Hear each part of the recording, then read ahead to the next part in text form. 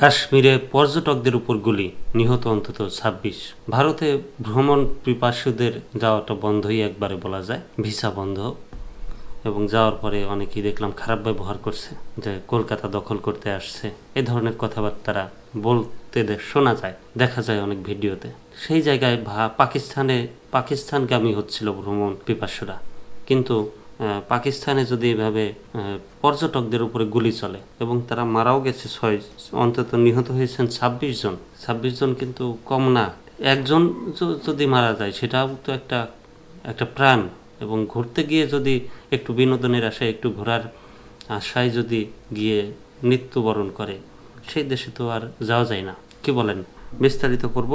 কাশ্মীরে পর্যটকদের উপর গুলি, নিহত অন্তত ২৬ জন। ভারত নিয়ন্ত্রিত কাশ্মীরের জনপ্রিয় পর্যটন কেন্দ্র পাহালগামে পর্যটকদের একটি দলের উপর হামলা হয়েছে।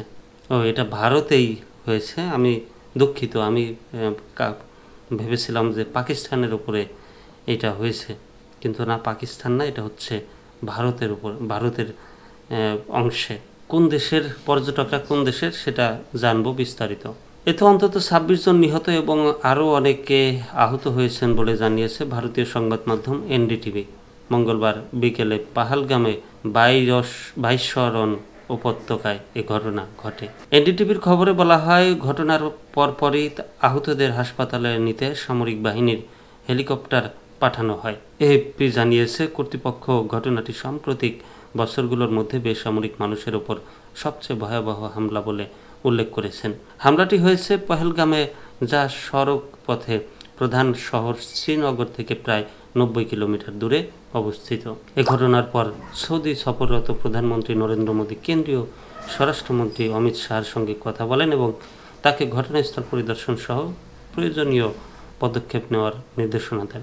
অমিত শাহ দ্রুতই ঘটনাস্থলে যাবেন এবং সব সংস্থার সঙ্গে জরুরি পর্যালোচনা বৈঠকে বসবেন।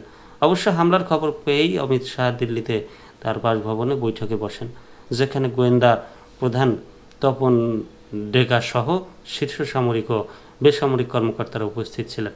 এছাড়া তিনি কাশ্মীরের মুখ্যমন্ত্রী ওমর আবদুল্লাহ ও রাজ্যপাল মনোজ সিনহার সঙ্গে কথা বলেন। হামলার পর সেখানে অপরাধীদের ধরতে সন্ত্রাস বিরোধী অভিযান শুরু হয়েছে বলে জানিয়ে মনোজ সিনহা বলেন, পাহালগামে এই নৃশংস হামলায় জড়িতদের চরম মূল্য দিতে হবে। হামলার পর এক জ্যেষ্ঠ পুলিশ কর্মকর্তা এএফপিকে কমপক্ষে ২৪ জন হওয়ার তথ্য জানান। তবে এই সংখ্যা এখনও আনুষ্ঠানিক নয়। প্রথম দিকে অন্তত ৫ জন নিহত হওয়ার খবর জানা গিয়েছিল।